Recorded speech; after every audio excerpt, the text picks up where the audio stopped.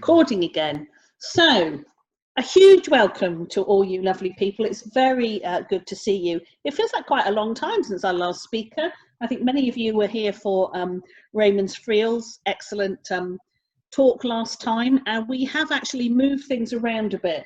I'm sorry, it's a bit difficult because obviously I'm not in email contact with all of you. It's a bit difficult to get communication out to everyone, but we've done a swap around. So our speaker this week is actually Martin Johnson, who's going to talk to us about what makes a good Catholic school curriculum, what's an authentic Catholic school curriculum, or a curriculum in a Catholic school, whichever way round you want to show it. So we're going to start with a prayer as per usual. I'll share my screen. If I could remind you all to mute apart from our lovely speaker, please. That would be great. Apologies if you hear clitter clatter in the background. My dogs have both decided to wake up from their sleep and clatter around.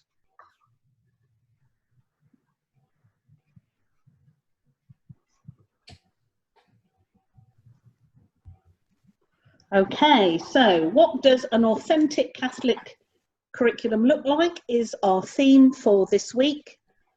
And some polite reminders, the session is being recorded and it will go onto the Educarum website, and also I believe Redemptorists are putting it on their website, and I think possibly they're putting it on YouTube as well. So a reminder, please keep your mic on mute. If you're struggling for a signal or moving around, you know, if you get up to go for a drink or something, it would be great if you could turn your camera off, otherwise we will watch you instead of our speaker. Use the chat function later on to ask a question, or you can do it during the chat if you want, the talk if you want to, but that's where I will take our questions from. And then you can't see it because it's hidden behind us, but if I move that over a bit, you can see our next session is on the 11th of June and it's 3:30 to 4:30. I will introduce Martin in a little while, but we're going to start, as always, with a prayer. In the name of the Father, the Son, and the Holy Spirit. Amen. A prayer remembering God is with us. Lord Jesus Christ, you said to your disciples, I am with you always. Please be with me today. Hear my prayers for others and for myself, and keep me in your care. Christ be with me, Christ within me, Christ behind me, Christ before me, Christ beside me, Christ to win me, Christ to comfort and restore me, Christ beneath me, Christ above me, Christ in quiet, Christ in danger, Christ in hearts of all that love me, Christ in mouth of friend and stranger. And that, of course, is an extract from St. Patrick's breastplate. And those of you who are using their resources, I've actually borrowed that from 1010. So we're going to start with the reflection from our chapter today. So we're actually looking at chapter 5. We've come a little bit out of sync. And this is a reflection, a letter written by from a Holocaust survivor to educators. Dear teacher, I am a survivor of a concentration camp. My eyes saw what no man should witness. Gas chambers built by learned engineers. Children poisoned by educated physicians. Infants killed by trained nurses. Women and babies shot and burned by high school and college graduates. So I am suspicious of education. My request is, help your students become more human. Your efforts must never produce learned monsters, skilled psychopaths, educated Eichmanns. Reading, writing, and arithmetic are important only if they serve to make our children more humane. So I'm a little bit off put because it says my mum has entered the waiting room for this meeting. Mum has now entered. So I will stop sharing that and introduce to you Martin Johnson. It's my great pleasure to welcome Martin here this week. We have been friends and colleagues since we did the Educarum National School of Formation training together, And Martin, I'm going to let you tell them a little bit about yourself, because you just have so many badges and names and roles now, that I'm worried I'll miss someone out. So if you wouldn't mind, as you start your talk, if you could just, you probably are anyway, going to tell everyone a little bit about yourself, I'd be really grateful. So welcome, Martin. Thanks, Sarah, and thanks everybody for coming today. So the theme that I'm talking about has the word authentic in it. And so I was just going to start by saying, kind of, how am I an authentic person to be talking about curriculum to you? It's 30 years this year since I went off as a 19-year-old to Edghill University, that was Edghill College of Higher Education then, to do 4 years initial teacher training. And that started to form me, but it didn't finish the formation. In fact, it wasn't the start either. If you're going to be authentic, you need, first of all, to know why you were chosen. Because our belief that we've explored over the last few weeks in this program is that everybody is chosen by God with a gift. So if I go right back, I was chosen by God to be the son of a farmer. And I grew up on a farm. And that's very much influenced the way that the curriculum is developed at Sacred Heart, West Orton, where I'm the head, where I've worked for 20 years and been the head for the last 15 years. So if I look at who I am and the authenticity of who I am, I think of myself as a farmer's son. I grew up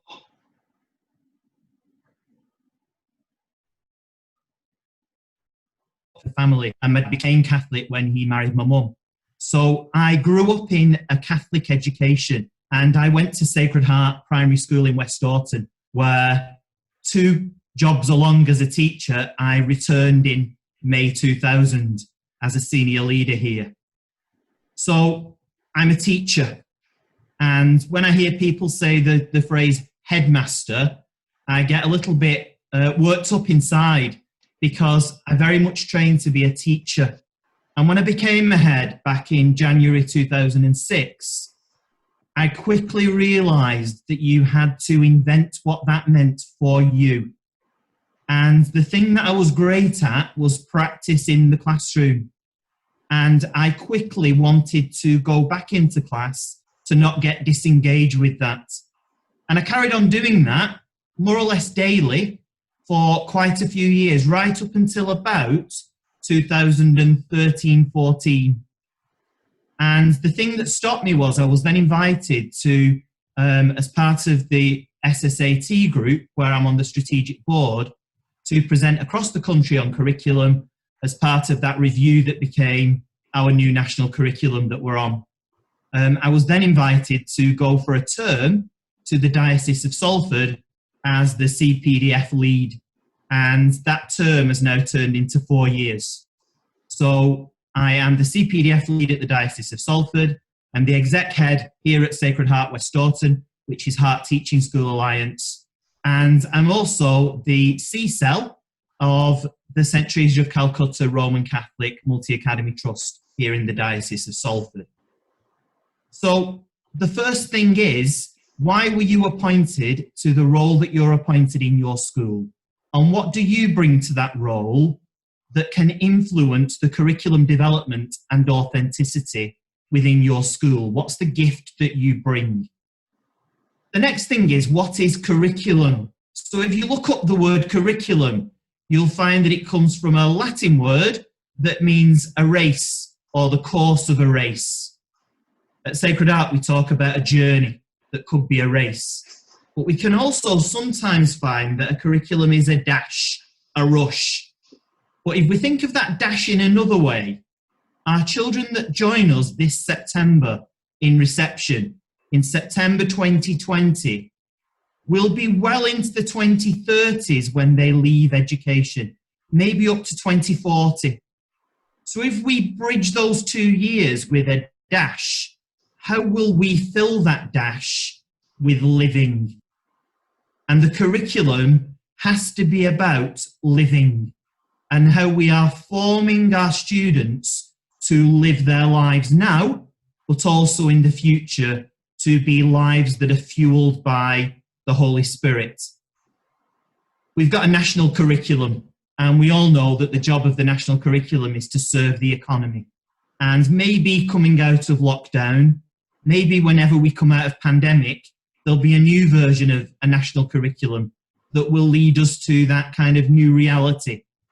I quite doubt that it's going to be the new reality that a lot of these sentimental videos look at that are out there. I think we'll need to do a lot of work in our curriculum at encouraging people not to be selfish and self-centred, because social distancing can lead to that. But the national curriculum is about a little bit more than serving the economy too, because way back in the time of the Education Act, SMSC was critical to that act being passed. And that spiritual, moral, social, cultural aspect must be there when we define our curriculum intent, if we're going to use that Ofsted speak of today. But why are we different? What makes us authentic in our Catholic schools? Well, it tells us in the Bible, in Matthew, what we need to be. It says, we're here to be salt seasoning that brings out the God flavours of the earth. So first of all, how do we taste the flavour of the curriculum that we offer? And how does each of our students react to that flavouring? Does it change their flavour, their essence, who they are? Matthew tells us if we lose our saltiness, how will people taste God in us? You're here to be light, bringing out the God flavours, the God colours of the world. We're seeing a lot of colours, aren't we, at the moment in times of pandemic? People's windows are covered with rainbows. That again goes back to that promise, the promise at the time of Noah's Ark, at the time of the flood, when people had to put their faith back in God. So are our children seeing themselves as a light that's bringing out that colour around us? Canon law, the law of the church, challenges us to be authentic and different in our schools. It asks us to be ambitious for high academic standards. That's Canon 806 Part 2. But back in 795, it tells us that we have to be concerned through our curriculum with the complete formation of the human person. So it's back to gift. What's the gift that we bring? Why do we have to do that? Well, it goes on to tell us that's for the common good of society. Not for our own good, but for the good of those that are around us, to form a place that is intended by God to be better than it is now. It also tells us that we have to be activists. The words are to be formed to participate actively in social life. How are we challenging our students through our curriculum to make a difference to the world? So the first thing really is, don't be insular. Don't just look at what you've got. Look out at what your friends in other places that are doing great things are doing. And how do you find those great places? Well, through a variety of mediums. Many of the great schools that have influenced what I have done haven't even been Catholic schools. But the lens that I've interpreted those ideas with has been a lens that's been developing right from that day in 1990 when I walked into Edge Hill and started to plan my version of what it is to be a teacher in a classroom. So, what's the good news? What is the joy of the gospel in language that our students and our staff colleagues will understand? Now, to help me understand that, as part of the National School of Formation, we went over to the highest performing school in Southeast Asia. We travelled to St. Scholastica's, and they very much focused on the gift of the individual, and how they could develop that gift through their curriculum offer to ensure that each student was enabled to rise, fly, and soar. if all our learning is to reinforce the aim of a Catholic school, which is to evangelise, that means to make Christ known today, for us today, so that we are fueled up with the Spirit, we're given power to go out, to be transformers, to be people that have a transformative effect in the world. How do we address inequalities that are out there through the themes of our curriculum? How do we encourage our students to be like Jesus today? We're going to have a look at a short video now, and it's going to exemplify some of the things that are wrong in the world today that will enable us in our curriculum to be that launch pad for our students' imaginations. Let's watch.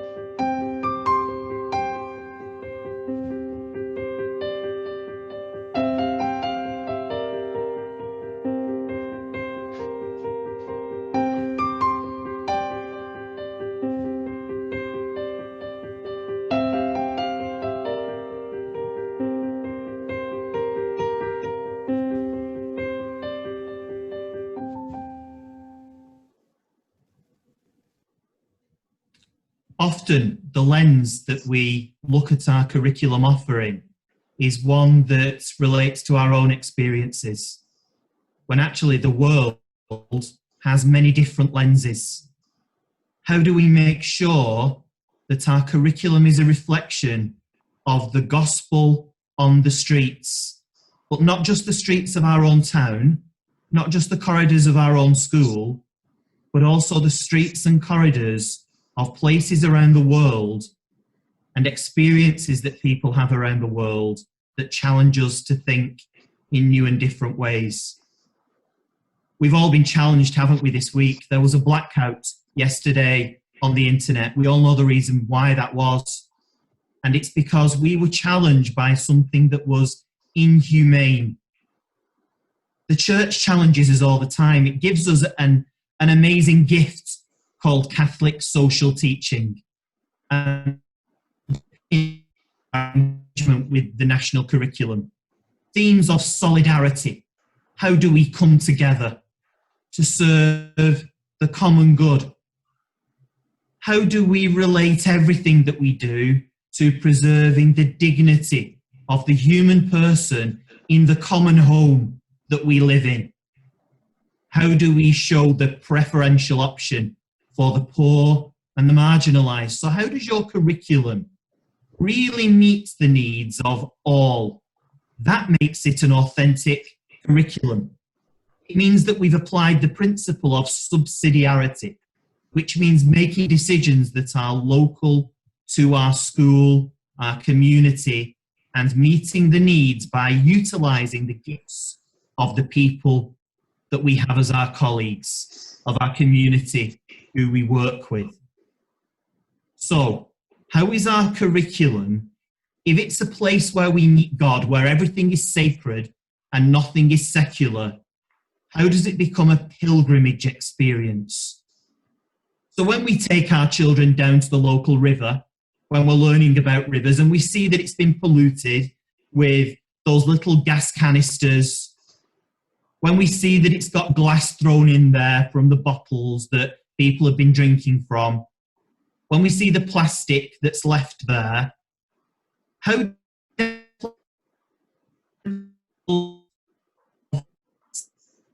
judge, act, which is the pastoral cycle of the church? How do we look through our curriculum lens with a lens of the gospel and see that something's wrong, and judging in the light of the gospel, decide how we're going to change it?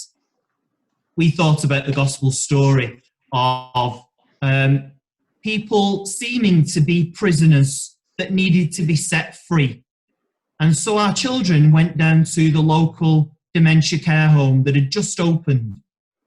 And they decided that they could be part of setting free those people that were well looked after in that care home, but were segregated from what life had been like. So they took stories to read to them. They got the community engaged in knitting twiddle-offs, which are those things that you fiddle about with, and science has shown slow down the rate of dementia. And they invited some of them to come into school to our assemblies, to be part of a community, to serve the common good. Our Year 4s, whose curriculum is driven by Manchester and Greater Manchester, go on the Peace Walk, and they see the homeless Jesus statue in St Anne's Square. Their Peace Walk leads them to the Cornerstone Centre, and the pizzas that they've been making as part of their curriculum go as part of their act of mercy to feed the hungry. Their lives are changed by seeing something that they wouldn't normally see in the streets and the classrooms and the corridors that surround their daily lives. So how do we make practical and real our curriculum to become an authentic curriculum? How do we make sure that our students are engaged in being decision makers at a deep level rather than a superficial level? We saw that again at St Scholastica's in Manila when we met someone called Shibi de Guzman. You can Google her.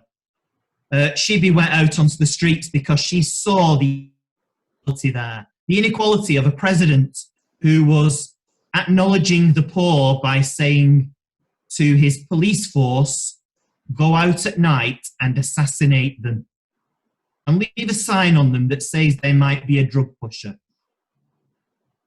Shibi went out and protested against that. It had great ramifications, but she was being authentic to the Catholic social teaching aspect of curriculum. She had been formed. When we came back, and I came into Sacred Heart on the day that we returned because I couldn't wait to share that, one of our children, Orla, who later went on to win the Bishop's Award for Caritas, showing love to humankind, started our collection processes and fundraising to buy some pedicabs, some cycle taxis that would transform the lives of people that were in danger right at the other side of the world. We'd never heard of them before that. So how is our curriculum a liturgical experience? One that draws us back to the messages of Scripture and of gospel? And how do we provoke the formation of all our staff teams so that they understand that a Catholic curriculum has to have the Francis factor? It has to tie in with Pope Francis's interpretation of the gospel for today. And he presents that in a practical way. In Laudato Si, he tells us that the environment is our common home. How do our children understand that through curriculum? So, how do we articulate that in our curriculum maps, in our specifications, in our content, in the knowledge organisers that we're all producing? And how does it become part of the sticky learning that we're asked to make sure happens? How is sticky learning about transforming the individual or the transformation of society?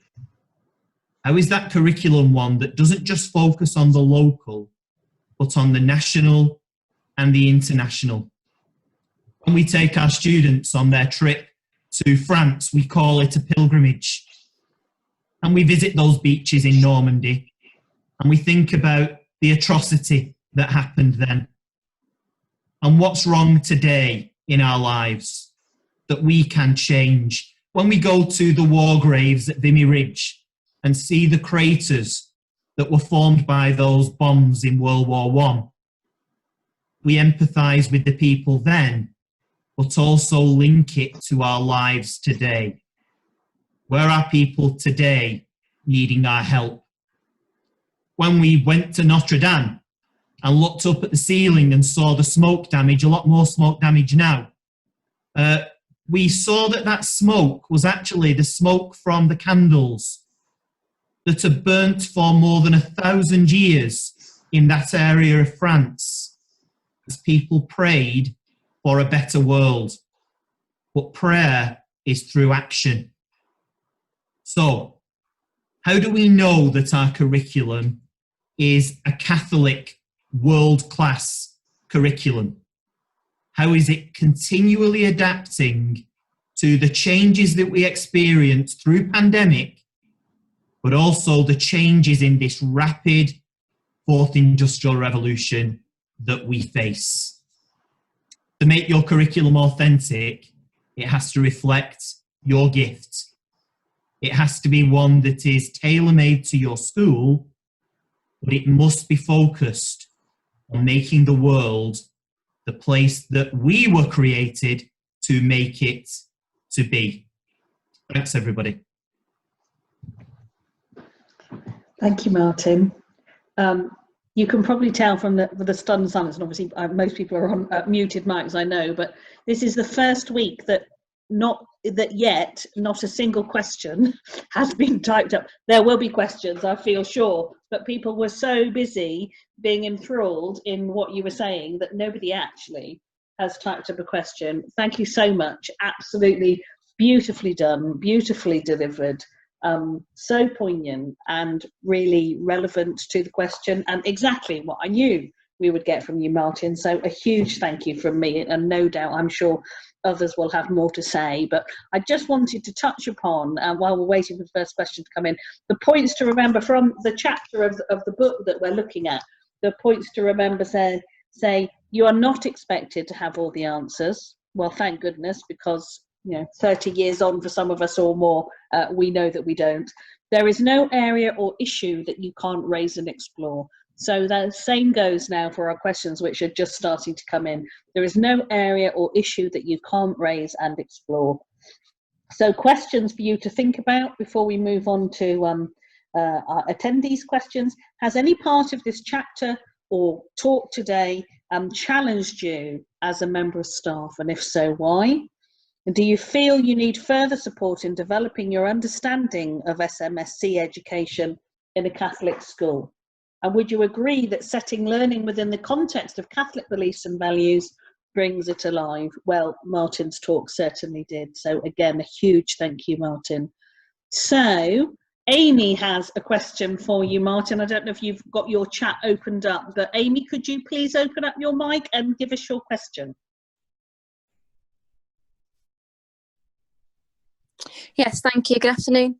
My question, I'm not an NQT myself, but listening to it as an experienced teacher, it's quite overwhelming, isn't it? All that that Martin was saying. So, what advice would you give an NQT who's coming new to a Catholic school about the curriculum that you've just said about being authentic? What advice would you give them? Where to start, basically? Thank you. So. Part of my role within the Diocese of Salford is leading the training for our NQTs. And one of the first things that we ask the NQTs to go back and ask in school is why they were appointed. What was the gift that school was waiting for that person brought to that school? And if you don't know that, you don't know what the gap is that you've got to fill. And it's that gift that you have to bring to your curriculum planning. So that's the first thing to do. The second one is to talk to the school about their curriculum intent and identity and authenticity. If it's going to meet the needs of that community and not be a one-size-fits-all curriculum, you need to understand what that school is about. When it doesn't work out for an NQT, it's usually because that's the wrong place for them to be teaching. They haven't found the right place for them yet. So as part of that finding out, it's really important to have those conversations. And I would really recommend NQTs take advantage of a program called Building the Kingdom. It runs in various venues right across the country. And Building the Kingdom really focuses us on big questions of purpose and meaning that run through the curriculum. So an example of that might be, if we're looking at computing and robotics, we might ask the question of our children, just because we can, should we? And it's coming together as gatherings in Building the Kingdom that you get to discuss curriculum with others. And it isn't a generic curriculum that we look at. You bring your own curriculum mapping and you get the planning done on the days, and it links to the scripture that's relevant in that term, that links in with the liturgical cycle. So my main advice for NQTs will be speak up, talk to the people in school, talk about why you were chosen and why your gift is important, but also go out there and look at great practice elsewhere, discuss your planning with them. Thank you, Martin. Moving on to Amy, are you happy with that? Yes, sorry, that was great, thank you.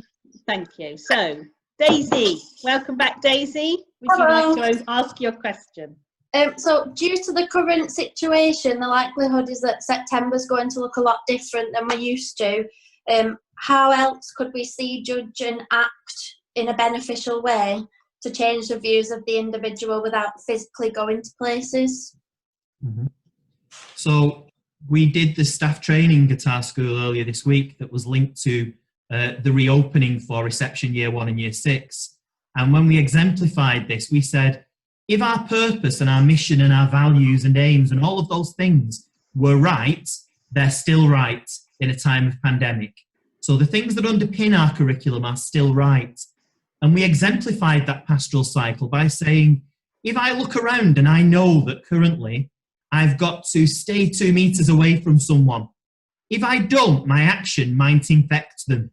So at a very basic level, teaching our children what social distancing looks like without being distant is a practical application of See, Judge, Act for today.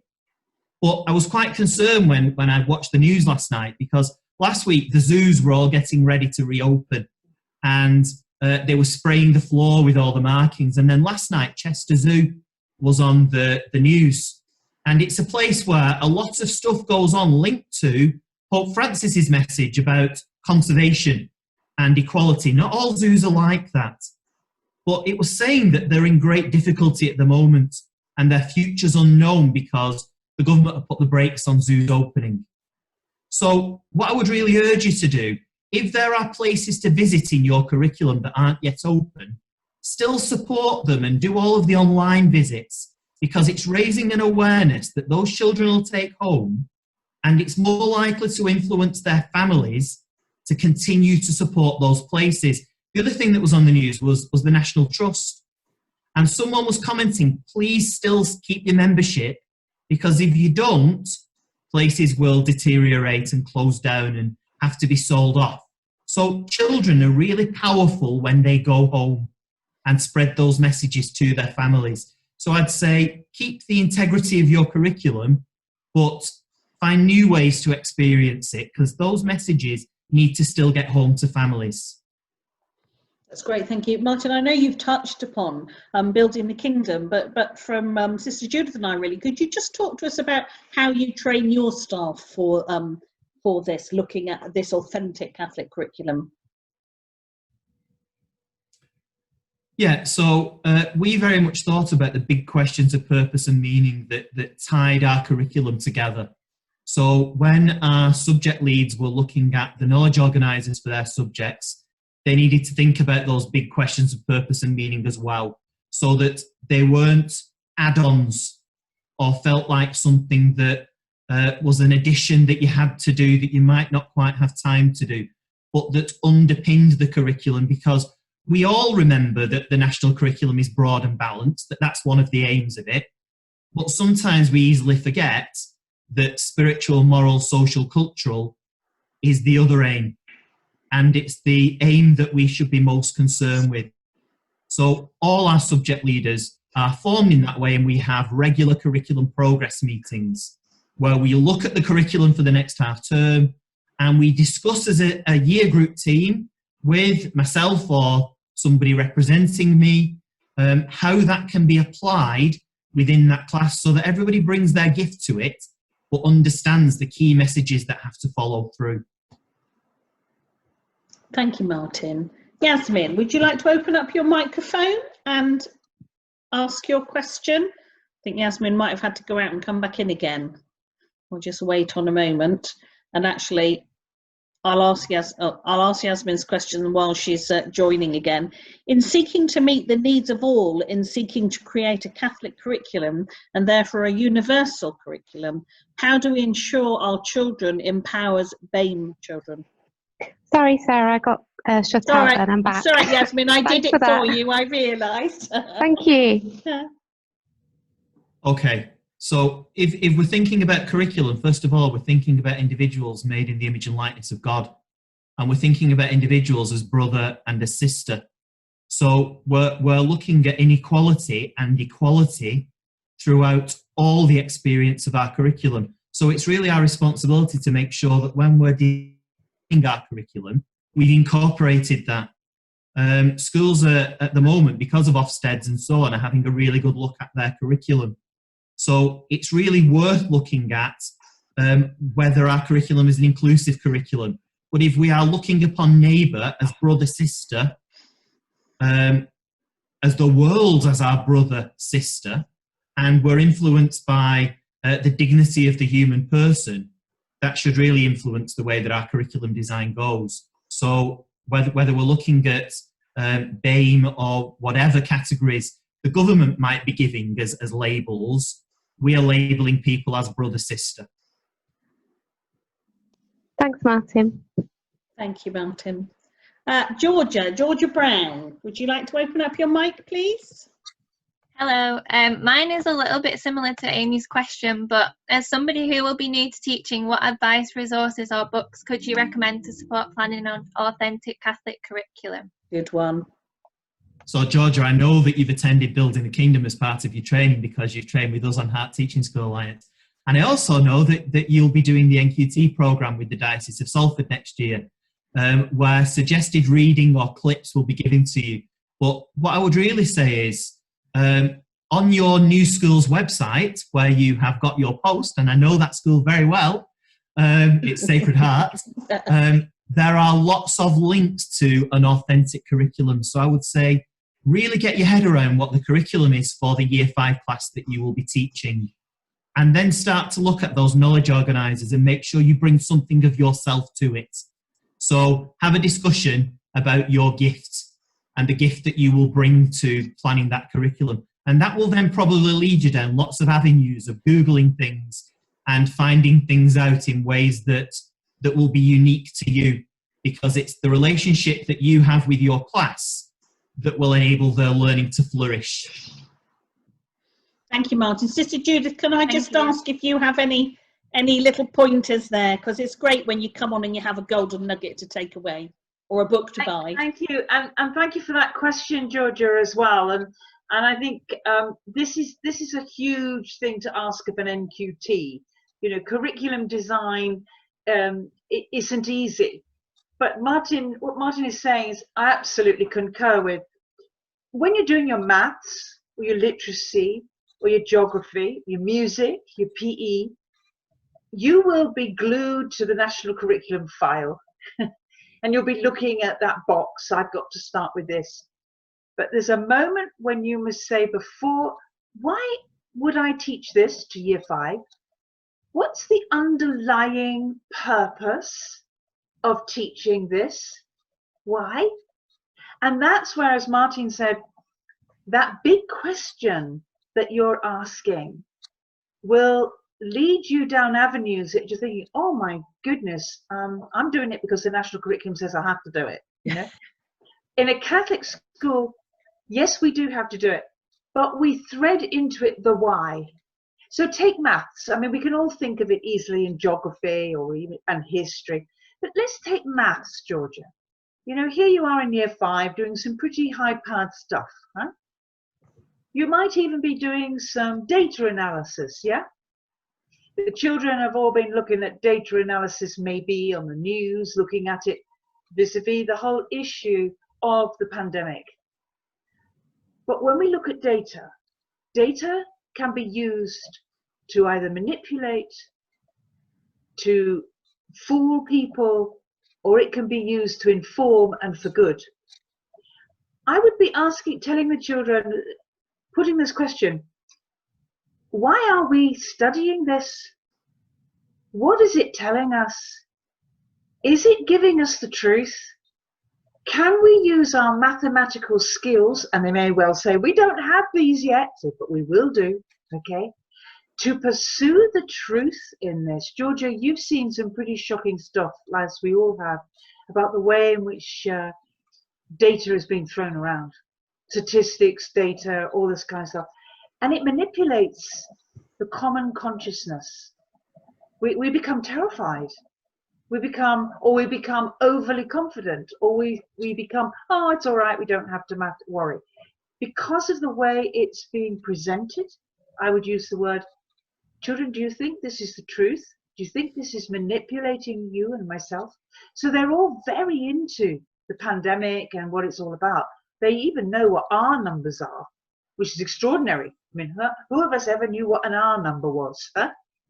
So there's a whole new layer there of knowledge, but that knowledge is being manipulated. And our task in a Catholic school is to give them the skills, the wisdom, the analytical ability to look beyond what they're being presented with and question it and establish, is this true? And if it is, how do I know? If I don't think it is, what am I basing that judgment on? Just gives you you're in high-powered year 5, so they're really, really good. And I know in your school they're really, really good. So you can go much further than you would have normally. Martin is saying, ask the question. So when the children come to do their maths with you, they're going, whoa, I thought we were just doing maths. You said, well, maths is a tool, but it's for something much greater. Is that okay, Georgia? Yeah, thank you very much. Thank you, Sister Judith. Joanne, would you open up your mic, please, and give us your question? It's Daniel. Me and Joanne. Daniel, I'm so sorry. I forgot that from earlier. He is with me, but I'm a husband, so we're sat together. Hello, both. So my question is, when we're teaching our curriculum, it's also not just about the knowledge, but the emotional and the affective learning on children. So it was just a question to ask, what tips and advice might you have as we come back to school during a pandemic in those very early days to help those children with their emotional well-being, where the children might not have been able to see Christ in the everyday, that sort of word enfleshed in what they're doing in their everyday lives. So I would say here, we have enormous power with our voices, with our looks, with our actions to affect others' feelings. And what you can't do is separate the emotional aspects of learning from the other aspects of learning. Learning is learning. And if we deliver our curriculum in a way that is about feelings and emotions, which we should, because we want our children to empathise with others, I don't see that coming back from a time of pandemic or in the middle of pandemic will be a major change. We've got to be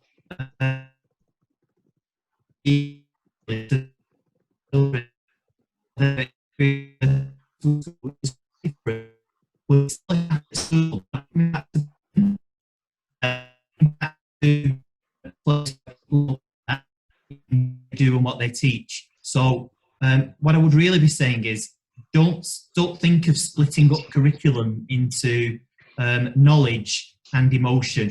For me, it should be a whole entirety of curriculum. Thank you, Martin. I'm not sure about the rest of you, but I think I lost a little bit of that in the translation. I think there's still a little bit of an issue with your signal, Martin, but I think we'll persevere. We're doing okay. Thank you, Daniel and Joanne. Hayley.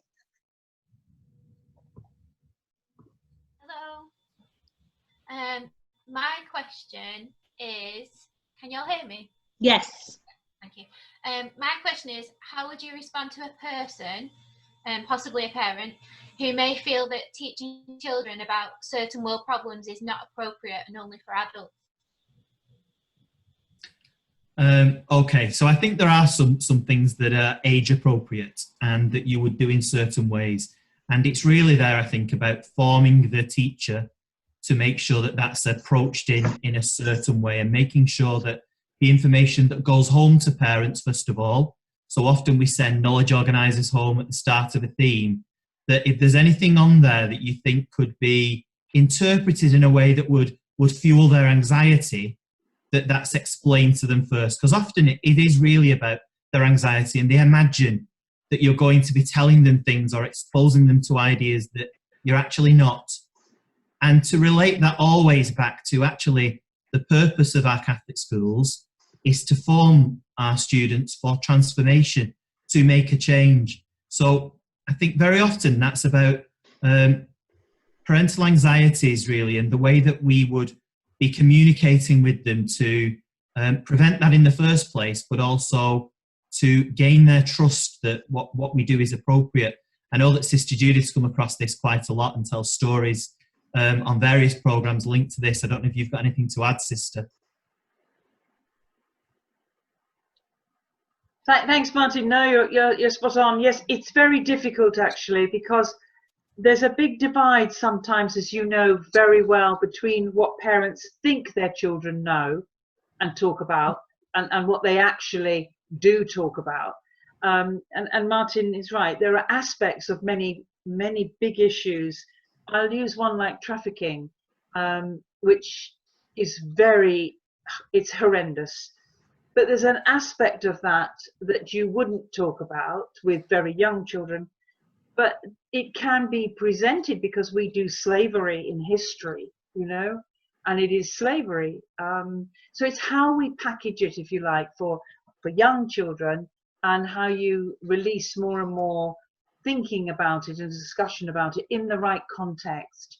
It is about contextualizing, age appropriate, situation appropriate, and also about knowing the children in your school, because this is a very delicate one, because sometimes the head teacher would know, the Senko would know, where there's a child that's been brought to the school who's come from a pretty horrendous background.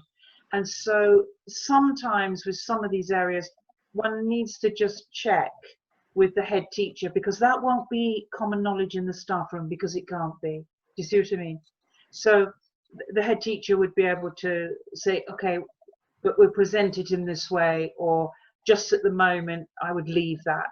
Do you see what I mean? But you can't duck these issues, because I am never cease to be amazed at how much very young children are aware of, but their parents may not be aware that they are. There's the conflict. Very wise advice there. Thank you, Sister Judith, as ever. Robin, welcome. Hi, can you hear me? Yes. Is that working?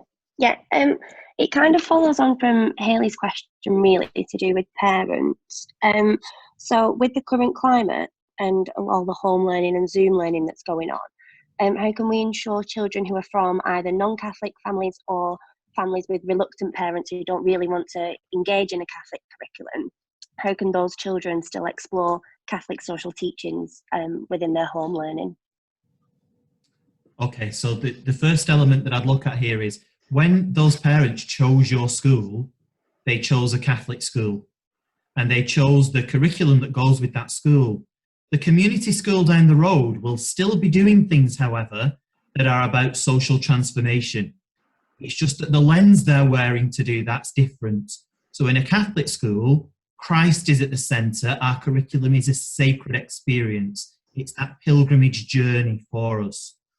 And if we actually look at the themes of Catholic social teaching, so care for our common home, I'm not sure that any parent could disagree with that. Solidarity. There's been so much shared on the news recently about people standing together. Dignity of the human. Again, who could object to that and working with their children on that? The common good. Doing things that are going to benefit society so that others are doing things that will benefit us. Making decisions at a local level, subsidiarity and participation.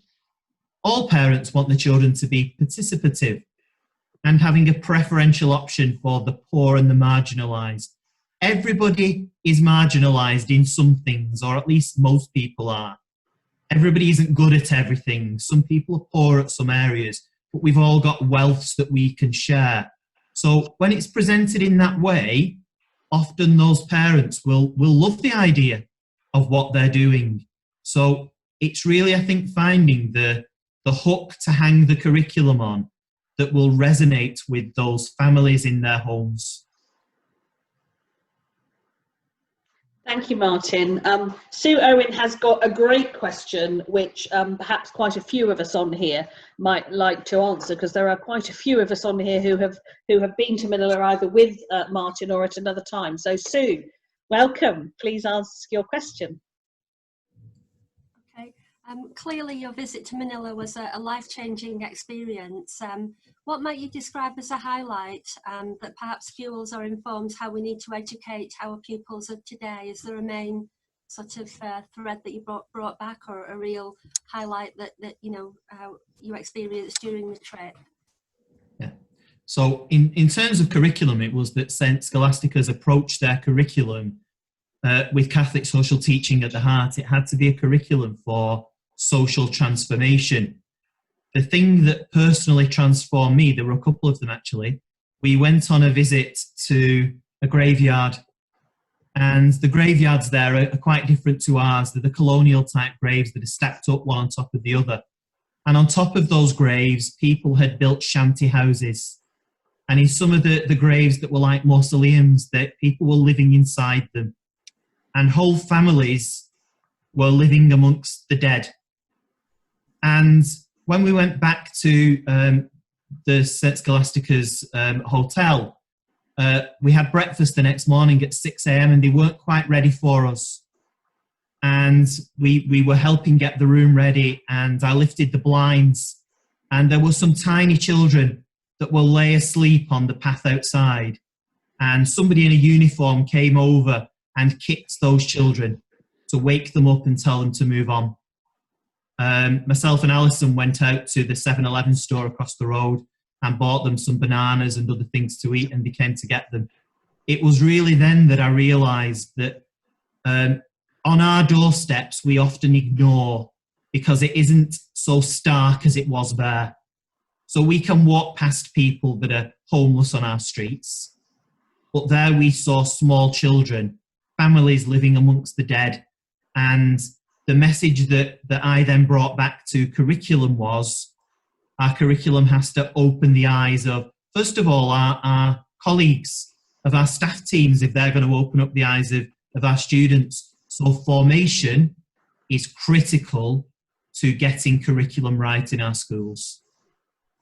Absolutely. I completely and utterly agree with all Martin has said, and there were so many aspects of that trip that had almost a devastating effect in a way on those of us that were there. It was a lot to witness and experience and carry with you, I think, when you came back.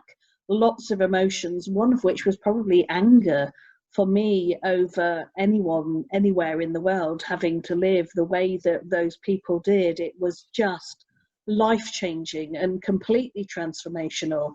But on a kind of a more positive note, what really struck me about the girls who were at St. Scholastica and those who had left was the bonds between them, partly the ongoing communication, but it was the way it had transformed them as agents of change going into the future. So many of those young girls retained so much. It became part of their living and breathing every day, in so much as they then went on to really responsible, what we would call PC jobs, if you like, but they went to work as barristers, but they would work as barristers in, ecologically and economically sensible companies who were, I'm struggling for my word now, it's hiding there somewhere, but, were really good companies and really treated their employees well, but took the values of society very seriously as well.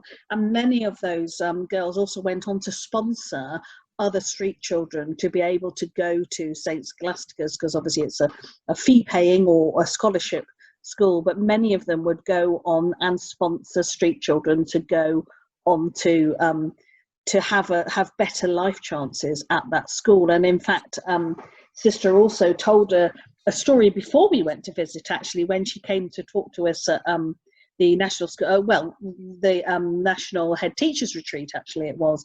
And she talked to us about she needed to build this big hospital, and eventually this big CEO from one of the big car companies came to her and said, how much do you need? And she, kind of blustered a bit and said, well, I'm not sure. And she said, well, what can you afford? She said, well, sister, we'll pay for the hospital, just tell us what you need. And it turned out that this girl actually had been an ex-pupil of St. Scholastica's, and had remembered also that she had been a street child, and that she was given all those opportunities and all those values that became intrinsic as a part of her experience at St. Scholastica's. So amongst many other things, that's what struck me. Julianne, would you like to, and Alison, would you like to come on and give us a snippet?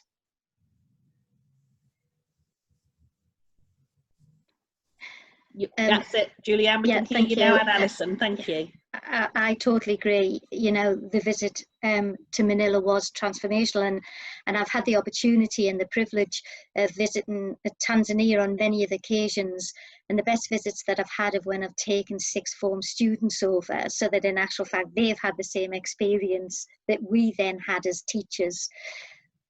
But of all of the people that have spoken to us on the National School of Formation, the person that I remember the most was John Battle, and he used the phrase, know your own postcode. I don't know whether you can remember that. Yeah. And I think that, what we've heard today from Martin in terms of developing an authentic Catholic curriculum, it's great if you can go and have that experience abroad. I went to care for Calais in last October and volunteered for a week there, which again, was just fantastic. But the majority of our children don't get that opportunity. But knowing your own postcode, we can all do that, and we can lead our children to be the same young people that were in Manila, who were working within their own postcode, weren't they?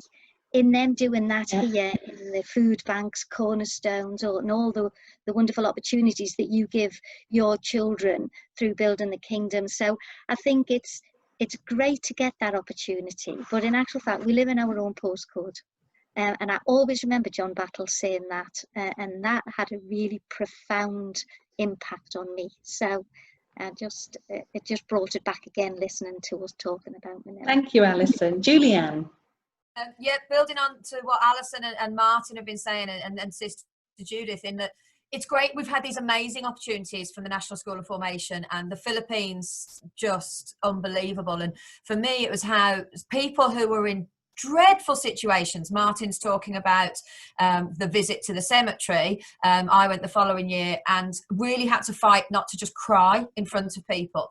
But these people in dreadful situations had such immense faith and immense hope for the future, and made the best of everything. And talking about what Alison is saying, I then thought about, how can we relate this back to Erdington in Birmingham in a primary school? What can these little children do, age 4 to 11? And what's come as a result of that? And without a shadow of a doubt, the Holy Spirit guiding all of us, is our children have made a difference, and every bit of the jigsaw, from the building the kingdom, from enabling staff, I'll be talking about things next week, but every single bit has come together with the Holy Spirit. And I've got these dynamic young people, and I don't mean the dynamic young staff, they are amazing. I mean the children who are leading the way.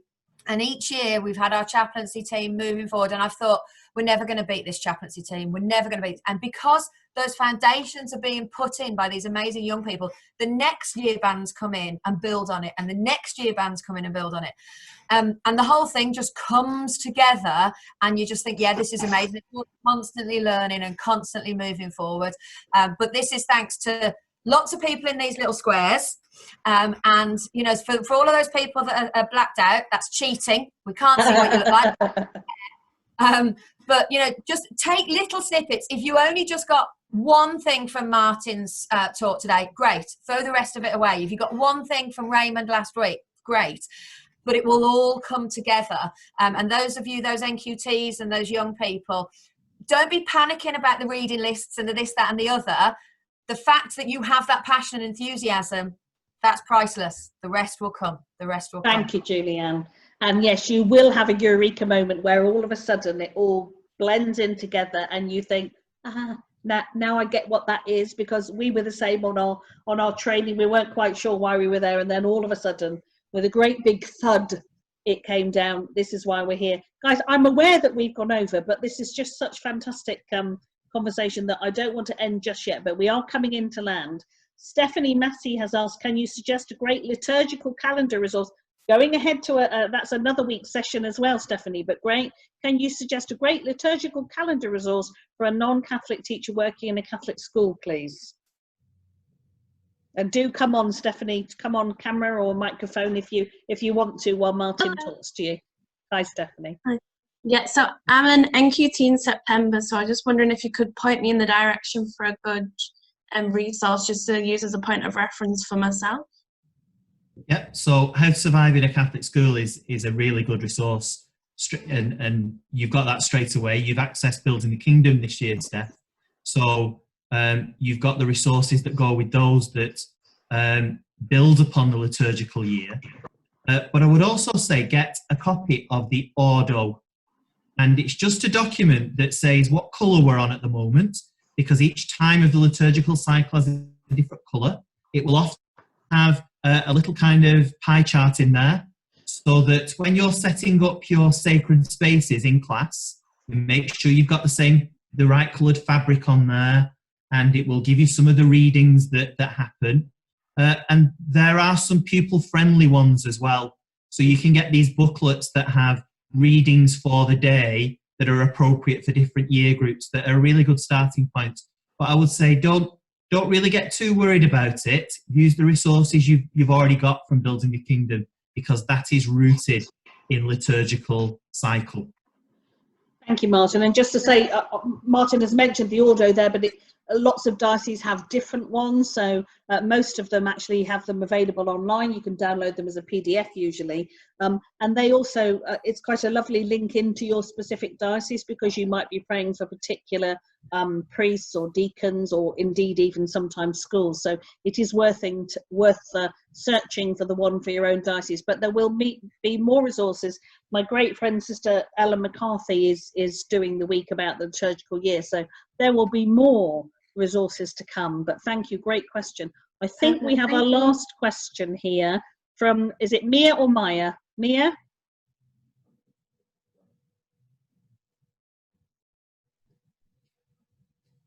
Maybe she's had to go. I think, you know, we're coming towards the end of school day. It's a good question, Sarah. So yes, well, I'm going to read it out for you. Yeah. Do you think in a time of great change and uncertainty, might Catholic schools need to look again at their authentic Catholic curriculum to ensure it reflects current affairs? And I wondered if this would, well, we've kind of touched upon it today, like George Floyd, COVID, and the Hong Kong issue. Topics that are on a daily basis continuing to further divide an already fragmented world? Or do you think in such times of uncertainty, change to our curriculum could cause more uncertainty for the communities we serve? It's almost worth a round of applause, that question. It's a great question. Sorry, Martin, that was off me. I'm signing in under Mia's name. Okay, so my answer there really is curriculum should never be a straitjacket, and it should never be so fixed and set that it doesn't move with the times and reflect the society that we're in. So as long as it's handled in the way that we've outlined earlier, and we deal with things in a sensitive way, I think that curriculum should be continually evolving and developing. Thank you. Thank you, absolutely. So there is another one here, and it's another great question. Victoria. Victoria Parish, if you're still here. Hi, yes, sorry, I've unmuted it now. Thank you, Victoria. My question was on the topic of big questions within the curriculum, and using the example of aiding conservation and supporting zoos, like Chester, for example, I know spoke about, for the positive work that they do. I fear teaching children that we can justify keeping God's animals in confined spaces such as zoos and denying them the natural migration, survival and hunting patterns is life enhancing for them. Though my personal opinion differs from others. So must we come to a conclusion about such matters with children, or is it our job to just lead them to question these things for themselves? Is there always a correct answer? I think the answer is there isn't always a correct answer. We're leaving them to judge and to act, and there are lots of things that can be debated. And there is a new vogue in schools that's kind of an old vogue that's come back in fashion, that's to do lots of debating where you see both sides, and it encourages their critical thinking really, and enables them to transfer that to other experiences that they might have. So that, you know, there would be some zoos, wouldn't there, that would be bad places, and equally there'd be other zoos that are rooted in conservation and at restoring things that have gone wrong because of the actions of people. So really encouraging our children to be critical thinkers so that they can apply it to the problems of the future that we can't even imagine what they'll be yet. Excellent question again. Thank you, Victoria, and thank you, Martin. I mean, thank you, everyone, really. I think we are going to have to start drawing it to a close, but Yasmin has just asked if she could come back on and say something. Yeah, hi, thanks. Martin, the reason I asked you that question before was because it's something close to my heart, really, and I suppose after your talk I felt inspired to ask that. And I feel a bit inspired now just to share a little bit more, because I know there are a lot of head teachers here. But at different times in my life, I personally have come up against racism. And what I mean by that is I've had people treat me as being less than, either mentally or even in terms of how I look. And I'd like to say I've been very blessed to never have experienced that at Sacred Heart. I've always felt extremely empowered and inspired by Martin as a mixed race woman. I've really been very, very blessed. I think at certain points in my life, I found myself feeling less than, you know, because of, like I say, my race, my colour of skin. But recently, through doing SMSC work at Sacred Heart, I've been developing this Museum of Culture. And in doing that, I've come across so many great BAME role models that I've come to see myself differently, and I found myself to be really empowered in the process. I think in our schools, through doing this, we need to ensure that our children are daily presented with strong BAME role models. I think this isn't just necessary for BAME children, but for all people, because too often BAME are shown as being people, as being BAME people are shown as being people in need, and I feel not enough strong and positive BAME role models are shared with our children. And it isn't that there's a lack of BAME role models, it's more that I think there's a lack of focus on the ones that are there. It's important for these role models to be shared with everyone, because I think in doing that, we'll be presenting our children with a truer representation of humanity, that all people are made in the image of God, and as you rightly said, Martin, that all people have within them the capacity for greatness, and you continually reminded me of that. Thanks. Yasmin, thank you so much for that really almost raw and poignant and authentic response to that, really, and great stuff for us all to be continuing to think about. I was about to say goodbye, but I think Robin has got her hand up. Or were you just waving at me, Robin? Oh, I didn't know I'd done that, sorry. That's all right, they're just checking.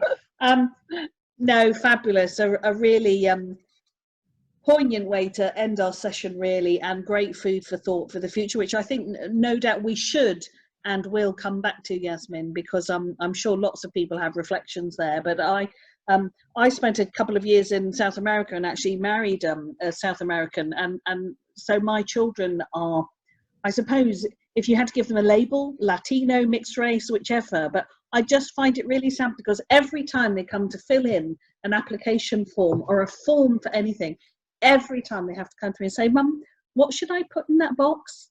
And isn't that just really sad, because they don't know who they are, they don't feel there's a box that they sit in. And again, it's just all, you know, we're obsessed with categories, and I understand that sometimes it's about you know, measuring or checking, you know, ethnic monitoring or whatever, but it's just really sad when someone doesn't know what box they fit in. It's all great food for thought. So thank you, Sarah. everyone. It's so lovely to see you all back here. Martin and I were really worried we'd have a smaller pool. I'm sorry, we seem to go on longer and longer every week. Anyone who wishes to stay for the wash up, as I call it, so to Judith, Alison, Julianne, whoever, Martin, obviously, whoever would like to, you are very, very welcome. And Zoe, if you're still out there, you've probably had to go, but Zoe, it would be lovely if you were able to stay and have a chat with us. But the rest of you, have a fabulous week. You are all complete stars. We know you're working under really difficult circumstances in some areas. So we wish you all the very, very best. It's Julianne next week. She will be just as marvellous as Martin, if not more marvellous. Not sure if there'll be signs. Quite often there are. I want a set of your signs, please, Julianne. So well done, everyone. Have a great week, and thank you. Oh, so 3:30 next week, don't forget. Bye-bye.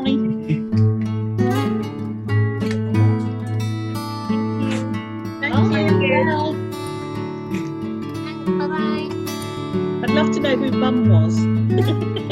I got quite shocked when it said Mum's coming on. I thought, what? I don't think it was my mum, but it was obviously someone's. So we're getting there. And Zoe did come back. Thank you, Zoe. I'm hoping you're still hanging on.